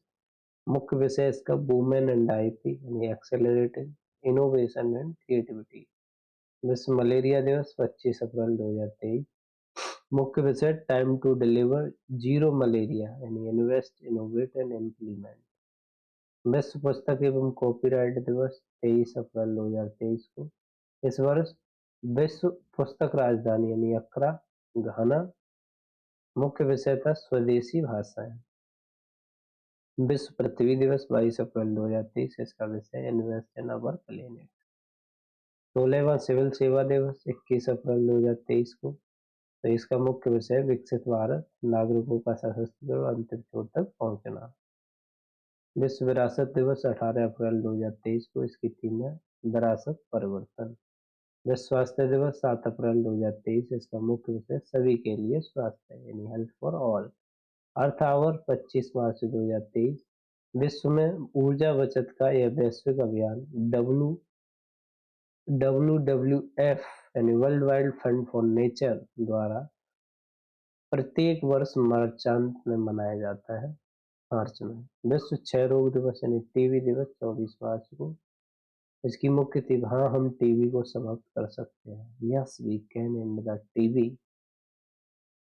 अगला है विश्व गौरैया दिवस 20 मार्च 2023 को। इसकी मुख्य थीम है आई लव स्पैरो। अंतर्राष्ट्रीय वन दिवस की बात करें 21 मार्च 2023। मुख्य विषय वन एवं स्वास्थ्य, फॉरेस्ट एंड हेल्थ। विश्व उपभोक्ता अधिकार दिवस 15 मार्च 2023। विश्व इसकी थीम है स्वच्छ ऊर्जा, बदलाव में उपभोक्ता को सशक्त बनाना। अंतर्राष्ट्रीय महिला दिवस की बात करें तो 8 मार्च 2023। थीम है डिजिटल और लैंगिक समानता के नवाचार और प्रौद्योगिकी। विश्व वन्यजीव दिवस की बात करें तो 3 मार्च 2023। थीम है वन्यजीव संरक्षण के लिए भागीदारी। राष्ट्रीय विज्ञान दिवस की बात करें तिथि 28 फरवरी 2023। मुख्य विषय वैश्विक कल्याण के लिए वैश्विक विज्ञान। अंतर्राष्ट्रीय मातृभाषा दिवस 21 फरवरी 2023। मुख्य विषय बहुभाषी शिक्षा, शिक्षा को बदलने की आवश्यकता। विश्व रेडियो दिवस की बात करें तो 13 फरवरी 2023। विषय रेडियो एंड शांति, रेडियो एंड पीस। विश्व दलहन दिवस की तो 10 फरवरी 2023 में। मुख्य विषय एक सतत भविष्य के लिए दालें। विश्व कैंसर दिवस की बात करें तो 4 फरवरी 2023। मुख्य विषय क्लोज द ईयर गैप। विश्व आर्द्रता भूमि दिवस 2 फरवरी 2023। मुख्य विषय निम्नीकृत आर्द्र भूमि को पुनर्जीवित और पुनर्स्थापित करें, review and restore regarding west strand. राष्ट्रीय मतदाता दिवस, मतदाता दिवस यानी 25 जनवरी 2023 को। मुख्य विषय वोट जैसा कुछ नहीं, वोट जरूर डालेंगे हम। ठीक है, मतदाता दिवस भी हो गया। राष्ट्रीय मतलब 25 जनवरी। कुछ अन्य वर्ष हैं या दिवस, जैसे राष्ट्रीय युवा दिवस 12 जनवरी 2024, हिंदी दिवस 10 जनवरी 2024, प्रवासी 9 जनवरी, ब्रेल दिवस 4 जनवरी, उपभोक्ता अधिकार दिवस 24 दिसंबर। इसी के साथ राष्ट्रीय किसान दिवस 23 दिसंबर को। पहला विश्व बास्केट दिवस 21 दिसंबर को। राष्ट्रीय अंतर्राष्ट्रीय मानव कला दिवस 20 दिसंबर को। राष्ट्रीय ऊर्जा संरक्षण दिवस 14 दिसंबर को। अंतर्राष्ट्रीय तटस्थता दिवस 23 दिसंबर को। यूनिसेफ दिवस 11 दिसंबर। अंतर्राष्ट्रीय पर्वत दिवस 11 दिसंबर। अंतर्राष्ट्रीय भ्रष्टाचार निरोध दिवस 9 दिसंबर। अंतर्राष्ट्रीय नागर विमानन दिवस 7 दिसंबर। अंतर्राष्ट्रीय बैंक दिवस 4 दिसंबर। भारतीय नौसेना दिवस 4 दिसंबर। अंतर्राष्ट्रीय दिव्यांगन दिवस 3 दिसंबर। विश्व कंप्यूटर साक्षरता दिवस 2 दिसंबर। राष्ट्रीय प्रदूषण नियंत्रण दिवस 2 दिसंबर। सतत परिवहन दिवस 26 नवंबर। संविधान दिवस 26 नवंबर। राष्ट्रीय दुग्ध दिवस 26 नवंबर। वर्ल्ड टेलीविजन डे 21 नवंबर। अंतर्राष्ट्रीय सहिष्णु दिवस 16 नवंबर। वर्ल्ड फिलोसफी डे 16 नवंबर। विश्व निमोनिया दिवस 12 नवंबर। राष्ट्रीय शिक्षा दिवस की बात करें तो 11 नवंबर। अंतर्राष्ट्रीय रेडियोग्राफी दिवस 8 नवंबर। राष्ट्रीय कैंसर जागरूकता दिवस 7 नवंबर। राष्ट्रीय बायोस्फीयर रिजर्व दिवस 3 नवंबर। राष्ट्रीय एकता दिवस 31 अक्टूबर। विश्व नगर दिवस 31 संयुक्त राष्ट्र दिवस 24 अक्टूबर। विश्व ऑस्टियोपोरोसिस दिवस 20 अक्टूबर।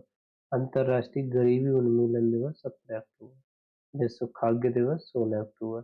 अंतर्राष्ट्रीय ग्रामीण महिला दिवस 15 अक्टूबर। राष्ट्रीय सिनेमा दिवस 13 अक्टूबर।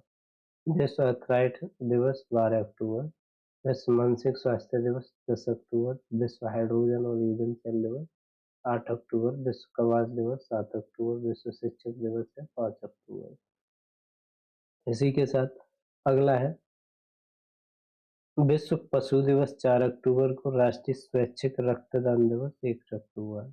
विश्व वृद्ध व्यक्तियों का अंतर्राष्ट्रीय दिवस बूढ़े व्यक्तियों का 1 अक्टूबर को। परमाणु हथियारों के पूर्ण उन्मूलन का अंतरिक्ष दिवस है 26 सितंबर।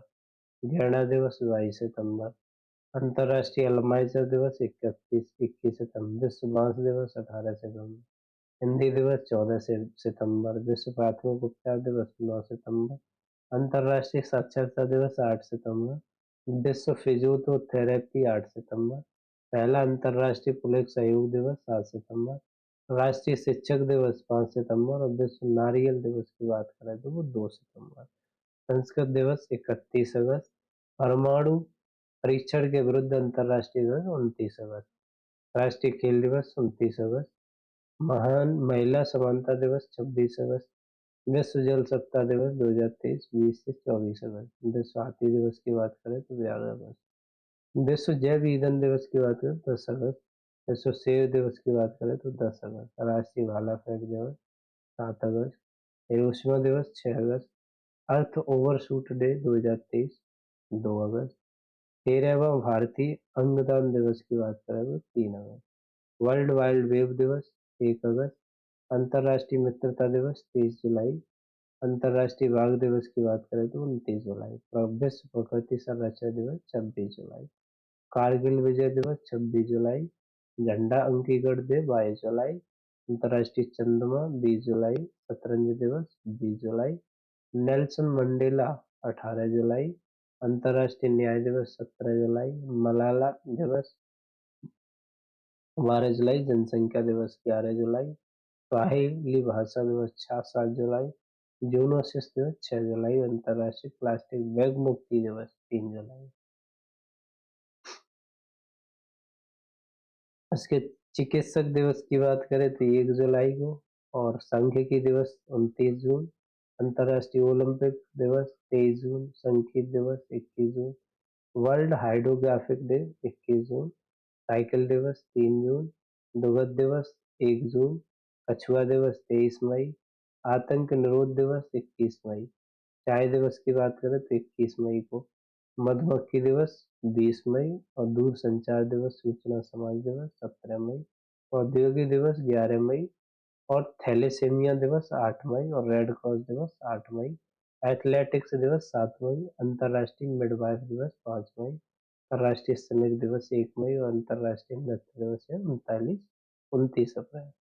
39 नहीं होता है।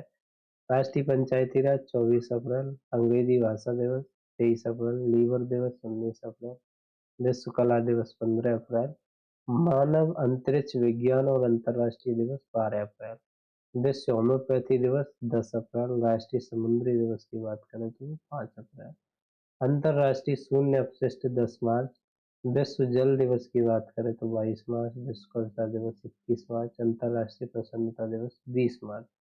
पहला इस साइक्लोमोफिया के लड़ने के लिए ये 15 मार्च को मनाया गया।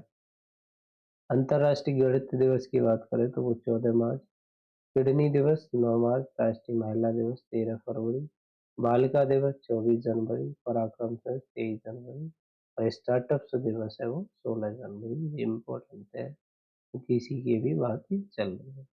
अब आती है बुक्स। बुक्स भी काफी इम्पोर्टेंट हो जाती है, किसकी कौन सी बुक है।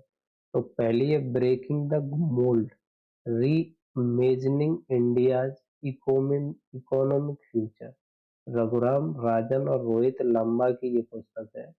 ये breaking breaking the mould breaking the mould, Raghuram Rajan की ब्रेकिंग द मोल्ड। ठीक है। नए भारत का सामवेद, ये किसकी है, नरेंद्र मोदी की है, नए भारत का सामवेद। नरेंद्र मोदी ये पॉलिटिकल बायोग्राफी ये किसने लिखी है, तो एंडी मैरिनो ने लिखी है।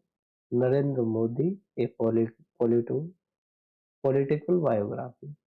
Centre stage, inside the Narendra Modi model of governance, ये किसने लिखी, उदय महारूकर ने लिखी है। किसने लिखी है, centre stage, inside the Narendra Modi model of governance. The NaMo story A political life, ये किसने लिखी है, तो किंग सुक नांगले ने लिखी है। किस किंग ने लिखी, किंग सुक, द नमो स्टोरी। जेवा एन एक्सीडेंटल सुपर हीरो, ये किसने लिखी है, हुमा कुरैशी ने लिखी है। Geva an accidental superhero. Welcome to paradise, ये ट्विंकल खन्ना ने लिखी है। अच्छा, ये हीरोइन भी लिखती हैं, वाह रे भाई। ये हुमा कुरैशी ने जेवा लिखी है, और ये welcome to paradise Twinkle Khanna ने लिखी है। क्या बात है, खरी रहते हैं, करें क्या, किताब बिताब भी कुछ लिख दें। प्रॉफिट सॉन्ग की बात करें तो पॉल लिंच ने लिखा है प्रॉफिट सॉन्ग जो है।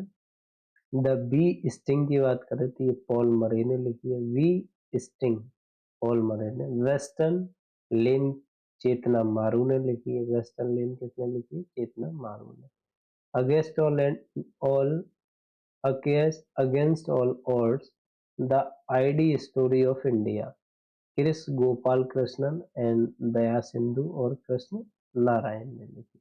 सॉल्ट एंड पेपर यानी सिलेक्टेड पोएम्स, सुकृता पॉल कुमार ने लिखी। मुझे पहचानो, ये किसने लिखी, संजीव ने कौन सी, मुझे पहचानो। रेक्विएम रागा जानकी नीलम शरण गौर ने। द रियल रिच किसने लिखी, सागर सिन्हा ने लिखी है। और द रेवेल रेवेल मून ये चाइल्ड ऑफ फायर विकास ने लिखी। द फोर्थ रूल की बात करें तो जेफ लिंडसे ने। We all want ambitious things की कैथरीन न्यूमैन ने लिखी हुई है। द फ्यूचर फ्यूचर की नाओमी एल्डरमैन ने लिखी है। डेली रिवॉन में partition and national building and India capital. ये किसने लिखी है? रोटेम गेवा ने लिखी हुई है। आगे, writer rebel soldier lover the many lives of Agyeya यानी अच्छे मुकुल ने लिखी हुई है। Land guns caste women the memoir of left revolutionary Gita Ramaswamy है। नेहरूज इंडिया की बात करें, history and seven myths Taylor C Sherman ने लिखी। Lines that drank the moonlight S Somnath ने लिखी है।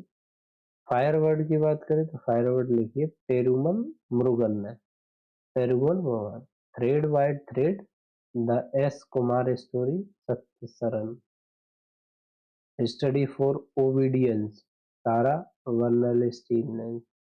If I survive you Jonathan Escoffery. This other Eden यानी पॉल हार्डिंग ने लिखी है। Modi the challenge of 2024 Minhaz Merchant. The prophet Khalil Gibran ने। आयरन फिल्म रेविका यूरेंस ने। डे की बात करें तो माइकल कनिंघम ने। The messy truth how I sold my business for million but almost lost myself रियलबी वेब ने लिखी। द वुमेन इन मी यानी Britney Spears. The blue monsoon Damayanti Biswas. और द एज किसने लिए? डेविड वाल्डाकी ने। Knife meditation after an attempt murder Salman Rushdie ने। The book of life my dance with Buddha और success Vivek Ranjan Agnihotri. Yellow face R F Kuang ने लिखी है। The midnight library Matt Haig ने लिखी है। इसके साथ ही अगली जो पुस्तक है laws of the spirit world Khurshed Bhavnagri. Surya बमसम शिव शंकरी ने लिखी है। मोदी का बनारस अरविंद चतुर्वेदी। नेशनल कॉलिंग यानी कि Sonal Goyal. My first guide to first aid Kyra Jain. Fire on the Ganges life among the dead in Banaras यानी कि Radhika Iyengar. Pitch side my life in Indian cricket यानी कि Amrit Mathur. When parallel science meet P S Sreedharan Pillai. Heritage trees of Goa यानी P S Sreedharan Pillai. The hidden Hindu की बात करें तो Akshat Gupta. Monsoon a poem of love and longing यानी कि अभय की ने लिखी है। How prime minister decide Neerja Chowdhury. Through the broken glass and autobiography T N Seshan. Broken glass. India rising की बात करें तो memoir of scientist R Chidambaram और सुरेश गंगोत्रा ने लिखी है। द योग सूत्रार्थ फॉर चिल्ड्रन रूपा पाई ने लिखी है। Krishna the seven sense Debashish Chatterjee ने लिखी।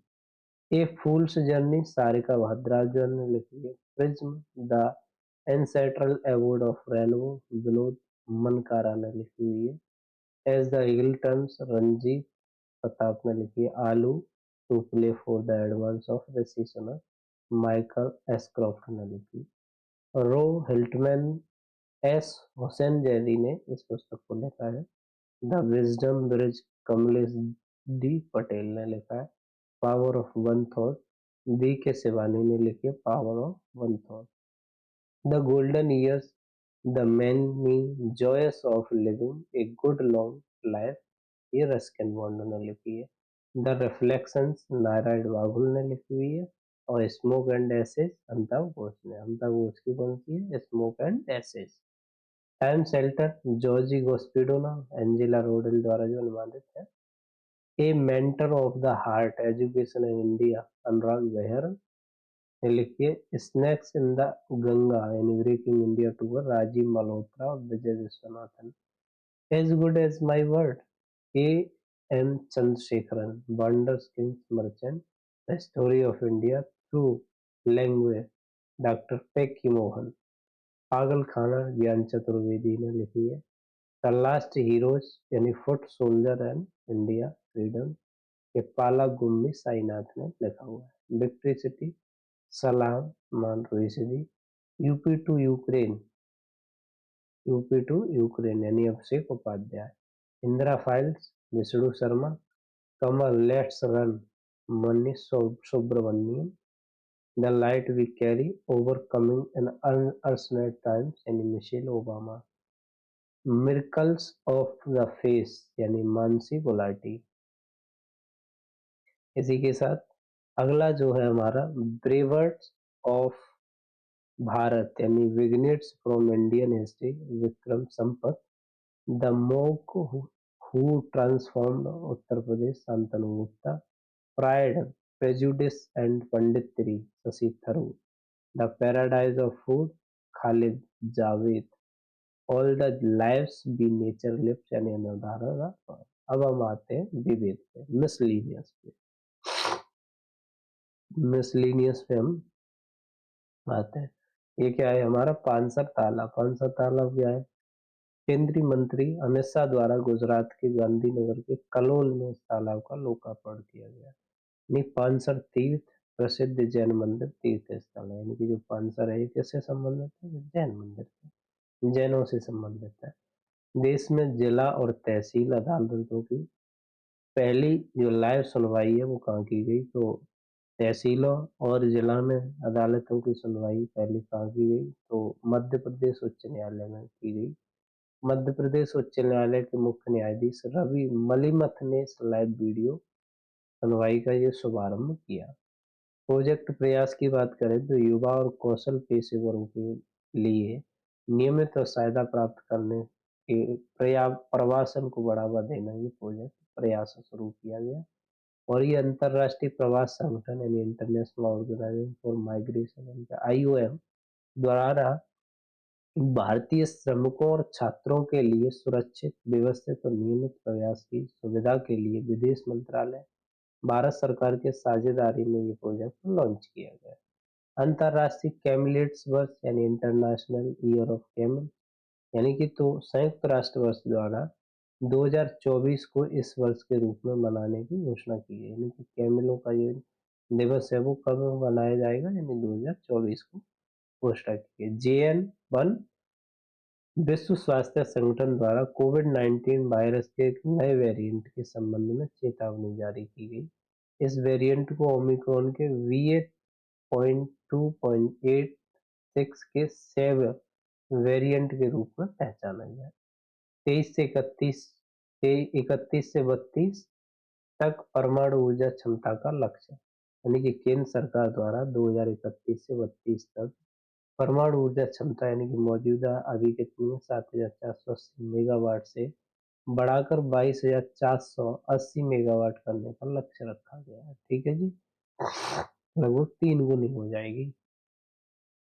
उत्तर प्रदेश का पहला उन्नत बाल चिकित्सा केंद्र यानी कि एडवांस पीडियाट्रिक सेंटर यानी कि उत्तर प्रदेश मंत्रिमंडल द्वारा संजय गांधी स्नातकोत्तर आयुर्विद्यालय संस्थान लखनऊ में स्थापित करने की मंजूरी इसे दी है। यानी कि उत्तर प्रदेश का उन्नत बाल चिकित्सा केंद्र कहाँ पे? जो संजय गांधी जो स्नातकोत्तर आयुर्वेदिक संस्थान है जो लखनऊ में, वहां पे इसे स्थापित करने की बात कही गई है।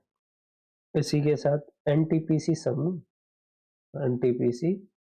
समूह इस समूह द्वारा अब तक का सबसे तेज यानी 300 बिलियन यूनिट विद्युत उत्पादन हासिल किया है। तो यह उपलब्धि वित्त वर्ष 23-24 में मात्र 262 दिनों में ही हासिल की गई है और जो पिछले वित्तीय वर्ष की तुलना में जो 18 दिन कम है। आगे नोमा क्या है? तो विश्व स्वास्थ्य संगठन WHO द्वारा इसे उपेक्षित उष्णकटिबंधीय रोगों की अपनी आधिकारिक सूची में शामिल किया गया है। इसे क्रेकमोरियस या ग्रीन गिल स्टोमाइटिस भी कहा जाता है।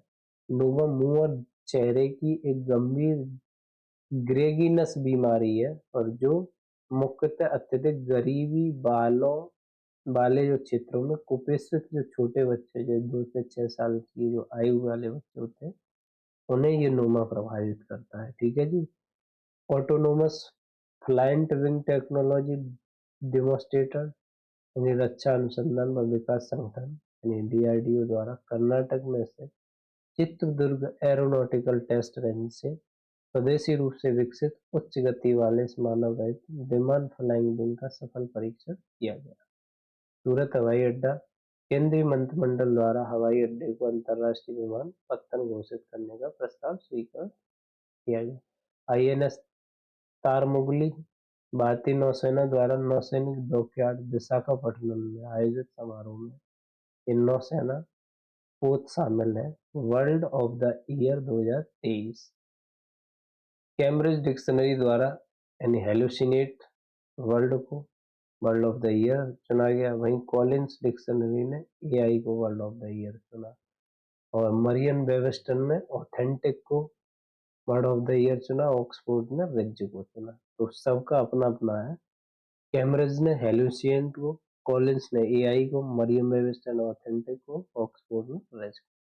से याद कैसे करोगे? तो कैम्ब्रिज है ना, कैम्ब्रिज, हेलेनिस, कॉलिंस, एआई। कॉल अब किस पे चल रही है? एआई पे चल रही है। मरियम वेबस्टर मरी है, मरी अब आपस में बाकी में मरी है, बाकी में ऑथेंटिक। ऑक्स है तो ऑक्स है रिच, रिच होता है रिच। ऑक्सफोर्ड नहीं, ऑक्स मतलब बेल, बेल कैसे होता है? रिजिड होता है एकदम, तो रिच। ठीक है, ऐसे याद रख सकते हैं। विश्व का पहला पुराना ज्ञात प्रांतीय जो कला है, पुरातत्व पुरातत्वविदों की एक अंतरराष्ट्रीय टीम द्वारा साइबेरिया में इसकी खोज की गई। यह किला पश्चिमी साइबेरिया में यानी कि अमन्या नदी के किनारे स्थित है। भारत की पहली जाइक्रोकॉप्टर यानी कि एयर सफारी सेवा उत्तराखंड के हरिद्वार में इसका सफल परीक्षण किया गया 16 दिसंबर 2023। ऑक्टोसैट टैबलेट। परमाणु ऊर्जा विभाग के वैज्ञानिक और messrs IDRS labs private limited Bengaluru द्वारा रेडियोथेरेपी से उपचार करा रहे कैंसर रोगियों के जीवन की गुणवत्ता में सुधार लाने हेतु यह विकसित किया गया 1 करोड़वा विशिष्ट दिव्यांगता पहचान पत्र यानी केंद्रीय मंत्री वीरेंद्र कुमार ने वंशिकानंद किशोर यानी कि माने नामक को 2 वर्षीय दिव्यांग बालिका को सौंपा गया 1 करोड़वा विशिष्ट दिव्यांगता पत्र। कौन किए ये? वीरेंद्र कुमार ने हुए। वंशिकानंद किशोर माने को यह दिया गया। किसे दिया? वंशिका नाम किशोर। दिव्यांग बच्ची है ये। विश्व की सबसे गहरी और सबसे बड़ी भूमिगत भूमिगत जो प्रयोगशाला है यानी कि भूमि के अंदर, इसका जो परिचालन 7 दिसंबर को किया गया और यह प्रयोगशाला दक्षिण पश्चिम चीन के सिवाचिन प्रांत के लियांगशान स्वायत्त प्रांत में जिनपिंग पर्वत के नीचे सतह से 2400 मीटर नीचे बनाई गई है। विश्व का पहला चौथी पीढ़ी का परमाणु रिएक्टर चीन द्वारा इसमें वाणिज्यिक परिचालन का प्रारंभ किया गया है। विश्व की चौथी पीढ़ी का परमाणु रिएक्टर किसने बनाया? तो चीन ने बनाया। PM college of excellence. Madhya Pradesh मंत्रिमंडल की पहली बैठक में प्रदेश के सभी जिला मुख्यालयों पर संचालित अग्रणी या चिन्हित महाविद्यालयों का इस रूप में उन्नयन किए जाने का निर्णय लिया है, पीएम कॉलेज ऑफ एक्सीलेंस के रूप में। सूरत किसने लिया? ये मध्य प्रदेश, मोहन यादव सीएम है आज। सूरत डायमंड वॉर्स। प्रधानमंत्री नरेंद्र मोदी द्वारा सूरत में निर्मित विश्व के इस सबसे बड़े कार्यालय परिसर का क्या किया गया? उद्घाटन किया गया। लंबा खम्बाला प्रतियोगिता यह वार्षिक भैंस दौड़ प्रतियोगिता बेंगलुरु को पैलेस ग्राउंड में आयोजित की जाएगी। इतिहास में पहली बार इसका आयोजन बेंगलुरु में हुआ है। Naval anti ship missile. भारतीय नौसेना और रक्षा अनुसंधान एवं विकास संगठन DRDO द्वारा इस स्वदेशी मिसाइल का सफल परीक्षण किया गया। यह परीक्षण सीकिंग 42 हेलीकॉप्टर द्वारा किया गया है। केरल का रेस्पॉन्सिबल टूरिज्म मिशन। यह संयुक्त राष्ट्र विश्व पर्यावरण संगठन की एक केस स्टडीज की वैश्विक सूची में शामिल है। अंतर्देशीय मछली पालन मैदानी क्षेत्र में शीर्ष राज्य। यह दर्जा उत्तर प्रदेश को प्राप्त है। अंतर्राष्ट्रीय देशी मछली पालन में शीर्ष राज्य कौन है? तो यह यूपी है। हलाल ब्रांड उत्पादों की बिक्री पर प्रतिबंध लगा दिया। उत्तर प्रदेश सरकार द्वारा किसी भी उत्पाद पर हलाल प्रमाणन पत्र पूर्ति पाबंदी लगा दी गई है। पाबंदी खाद्य उत्पादों के साथ दवाओं पर भी लगाई गई है। ठीक है। दुर्लभ धातु टेंट लेंस की खोज। आईआईटी रोपड़ के शोधकर्ताओं ने एक दल द्वारा पंजाब में सतलुज नदी के रेत में कई दुर्लभ धातु की खोज की।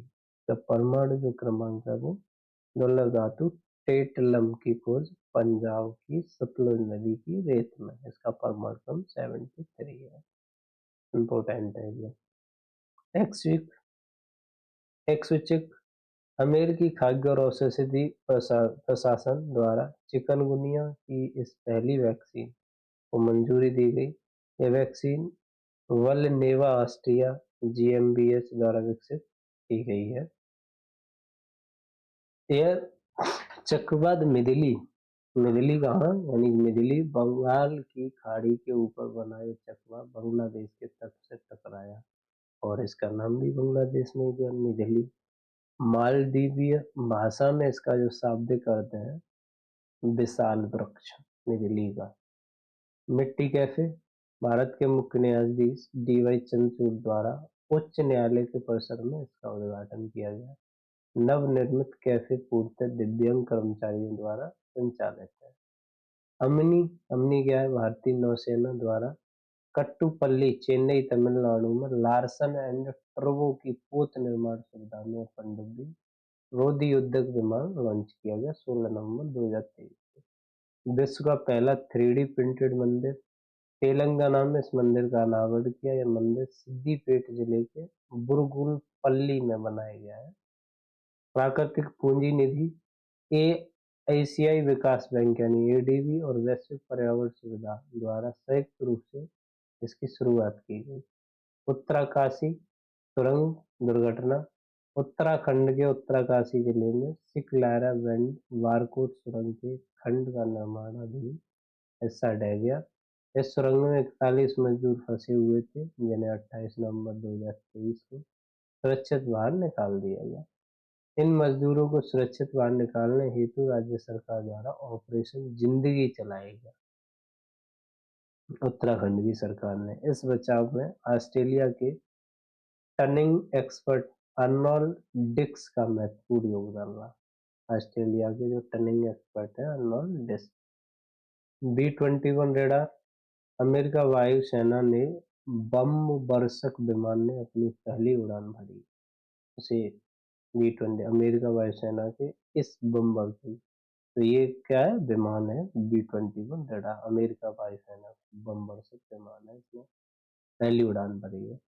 विश्व का पहला पोत से पोत LNG हस्तांतरण यानी कि गेल इंडिया लिमिटेड द्वारा शिपिंग लागत को कम करने और उत्सर्जन में कटौती हेतु विश्व का पहला पोस्ट से पोस्ट सरलीकृत प्राकृतिक गैस का हस्तांतरण सफलतापूर्वक निष्पादित किया। भारत गौरव ट्रेन टूर दिल्ली से पूर्वोत्तर राज्यों के लिए ट्रेन टूर का संचालन प्रारंभ है। यानी कि इसी दिन तक बहुप्रतीक्षित ट्रेन दूर नॉर्थ ईस्ट डिस्कवरी को दिल्ली के सफदरजंग रेलवे स्टेशन से रवाना किया गया। महाराष्ट्र की पहली निर्यात प्रोत्साहन नीति तो महाराष्ट्र मंत्रिमंडल द्वारा राज्य के निर्यात को बढ़ावा देने के लिए बनाई गई नीति को मंजूरी। यह नीति वर्ष 27-28 तक लागू रहेगी।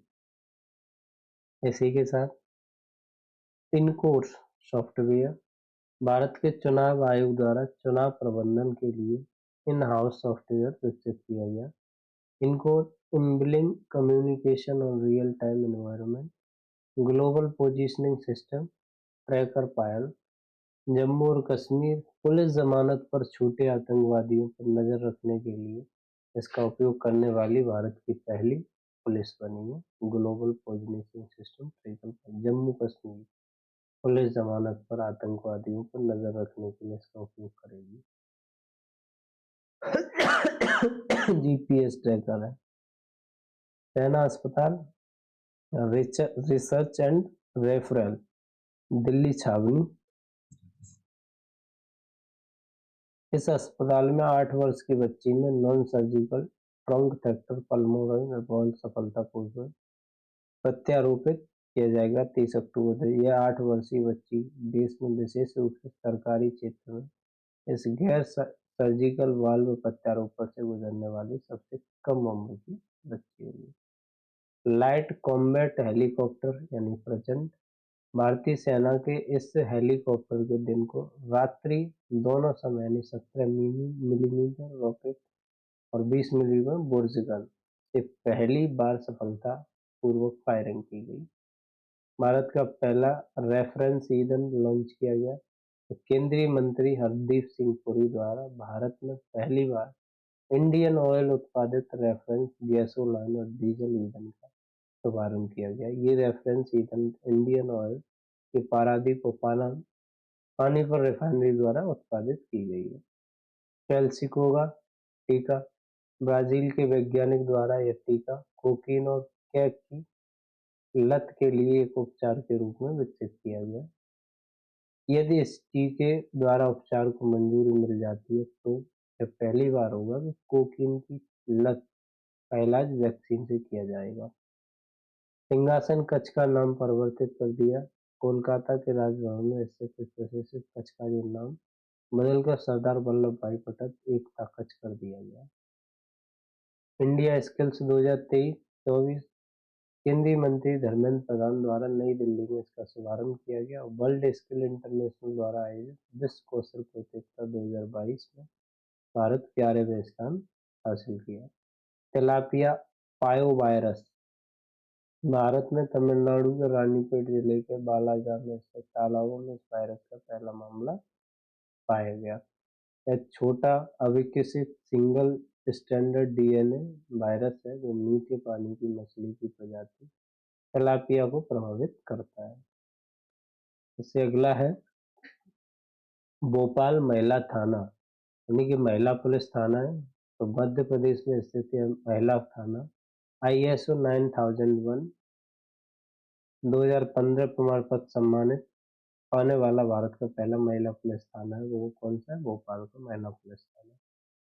भारत जापान फंड, राष्ट्रीय निवेश और अवसंरचना फंड $600 मिलियन का यह फंड लॉन्च कर भारत सरकार और Japan bank for international cooperation के साथ साझेदारी की गई। इस लक्षित फंड में भारत सरकार ने 49% और JBIC ने 53% का योगदान दिया है।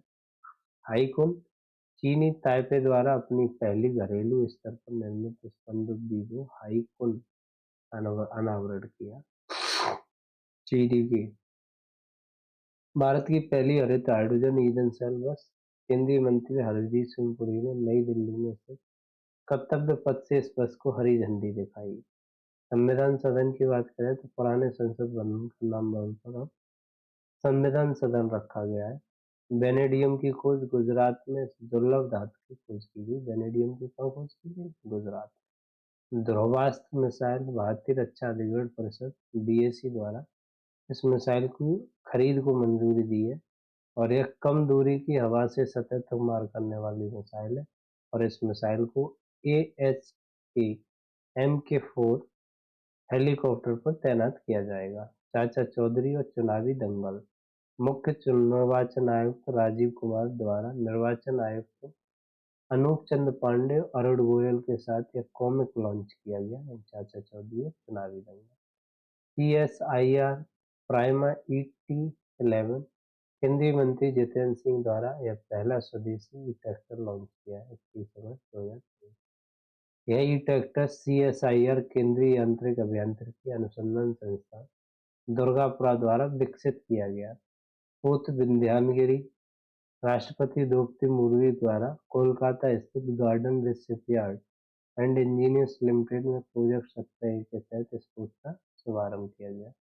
इफ्को नैनो DAP तरल संयंत्र, केंद्रीय मंत्री अमित शाह द्वारा गांधीधाम गुजरात में संयंत्र का भूमि पूजन और शिलान्यास किया गया।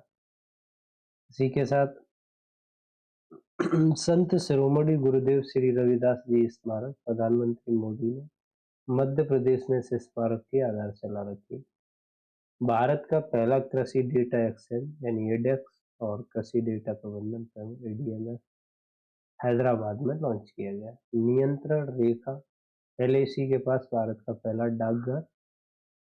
यह डाकघर जम्मू और कश्मीर के केरन सेक्टर यानी कुपवाड़ा जिले में स्थित है और ये नियंत्रण रेखा के पास किशनगंगा नदी के तट पर स्थित है। नियंत्रण डाकघर। उल्लास नव भारत साक्षरता कार्यक्रम। केंद्रीय मंत्री धर्मेंद्र प्रधान द्वारा प्रगति मैदान नई दिल्ली के भारत मंडपम में इसके प्रतीक चिन्ह, लोगो, नारा, स्लोगन, जन जन साक्षर और मोबाइल एप्लीकेशन का शुभारंभ किया गया। Ullas understanding of life long learning for all society. मीराक्षी क्या है? भारत में अपनी तरह का पहला स्वायत्त अंडर वाटर जो वाहन है उसे मीराक्षी बोला गया है। माया ऑपरेटिंग सिस्टम है केंद्रीय रक्षा मंत्रालय द्वारा राष्ट्रीय सुरक्षा के लिए साइबर हमले के खिलाफ सुरक्षा हेतु माइक्रोसॉफ्ट विंडोज के स्थान पर इस स्वदेशी ऑपरेटिंग सिस्टम का उपयोग किया जाएगा। 23 जुलाई 2023 को भगवान श्री राम की 108 फीट ऊंची प्रतिमा केंद्रीय मंत्री अमित शाह द्वारा आंध्र प्रदेश के कुर्नूल जिले में इस प्रतिमा का वीडियो कॉन्फ्रेंस के माध्यम से शिलान्यास किया गया। यह प्रतिमा की स्थापना कुर्नूल जिले के तुंगभद्रा नदी के किनारे मंत्रालयम गांव में की जाएगी। यह गांव राघवेंद्र स्वामी के मंदिर के लिए प्रसिद्ध है। आईएनएस सादरी और आईएनएस कोलकाता दक्षिण पूर्वी आईओआर में तैनात मिशन के यह दो अग्रणी भारतीय नौसेना के तौर जकार्ता, इंडोनेशिया पहुंचे। देश की पहली satellite network portal site Gujarat के मेहसाणा जिला में इसकी स्थापना हेतु लंदन स्थित कंपनी बनवे और गुजरात सरकार के विज्ञान और प्रौद्योगिकी विभाग के मध्य समझौता ज्ञापन हस्ताक्षरित। विश्व का पहला मीथेन ईंधन वाला अंतरिक्ष रॉकेट मीथेन ईंधन वाला चीन की निजी स्पेस कंपनी जिक्वान इस सैटेलाइट ने लॉन्च सेंटर से लॉन्च किया। पहला मीथेन से ईंधन वाला लॉन्च किए गए रॉकेट का नाम है GQ-2। 34वां इंटरनेशनल बायोलॉजी ओलंपियाड संयुक्त अरब अमीरात में आयोजित 3 से 11 जुलाई 2023 भारत का पदक तालिका में शीर्ष पर रहा। भारतीय स्वर्ण पदक विजेता ध्रुव आडवाणी, ईशान पटनेकर कोटा और मेघा छाबड़ा जालना महाराष्ट्र और रोहित पांडा वैशाली छत्तीसगढ़। कुई भाषा उड़ीसा मंत्रिमंडल द्वारा इस भाषा को भारत के संविधान की 8वीं अनुसूची में शामिल करने की सिफारिश करने का प्रस्ताव दिया गया। अच्छर रिवर क्रूज की बात करें तो ये केंद्रीय मंत्री अमित शाह ने द्वारा वीडियो कॉन्फ्रेंसिंग के जरिए से इसका शुभारंभ किया और यह क्रूज मेक इन इंडिया के तहत 15 करोड़ रुपए की लागत थी। ये भारत में निर्मित पहला पैसेंजर कैटरमैन जिसमें 2 इंजन लगे हुए हैं। एकीकृत सिम्युलेटर कॉम्प्लेक्स यानी कि ध्रुव रक्षा मंत्री राजनाथ सिंह कोच्चि में दक्षिणी नौसेना कमान में इसका उद्घाटन किया। टाइटन पनडुब्बी अटलांटिक महासागर में टाइटैनिक के मलबे की खोज के लिए इस पनडुब्बी में विस्फोट हुआ। टाइटन पनडुब्बी इस विस्फोट में एक पायलट, एक गाइड और 3 यात्रियों यानी सहित 5 की मृत्यु हो गई। गुवाहाटी रेलवे स्टेशन यह रेलवे स्टेशन भारतीय खाद्य संरक्षा और मानक प्राधिकरण यानी फसाई द्वारा ईट राइट स्टेशन अवार्ड तक सम्मानित हुआ। गुवाहाटी रेलवे स्टेशन को ईट राइट स्टेशन माना गया। यह एक राइट स्टेशन अवार्ड से सम्मानित होने वाला पूर्वोत्तर रेलवे का पहला स्टेशन है। पोत अंतजीव क्या है? ASW शैलो वाटरक्राफ्ट परियोजना के 8 जहाजों में से इस तीसरे पोत का मैसर्स L&T कलपल्ली में शुभारंभ किया गया। संयुक्त राष्ट्र सुरक्षा परिषद के नए अस्थायी सदस्य इस परिषद में 5 नए अस्थायी सदस्य चुने गए। जो चुने गए 5 नए अस्थायी सदस्य अल्जीरिया, गुयाना, कोरिया गणराज्य, सीरा लियोन, स्लोवेनिया।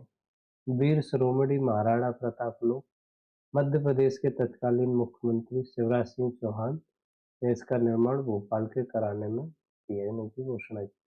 गुजरात राज्य का पहला जिला प्रशासन सूचकांक बना। गुजरात के जिला मुख्यमंत्री भूपेंद्र भाई पटेल द्वारा जारी इस सूचकांक में 3 शीर्ष रैंकिंग जिले नवसारी, राजकोट और अहमदाबाद। देश का पहला राष्ट्रीय बांध सुरक्षा केंद्र। यह केंद्र जयपुर, राजस्थान के मालदीव राष्ट्रीय प्रौद्योगिकी अनुसंधान द्वारा स्थापित करने की घोषणा की गई है। इसी के साथ अगला है केरल, भारत का पहला पूर्ण रूप से ई-शासित राज्य बना। केरल के मुख्यमंत्री पिनरई विजयन द्वारा ये घोषणा की गई। केरल मनरेगा के तहत श्रमिकों के लिए कल्याण को शुरू करने वाला पहला राज्य।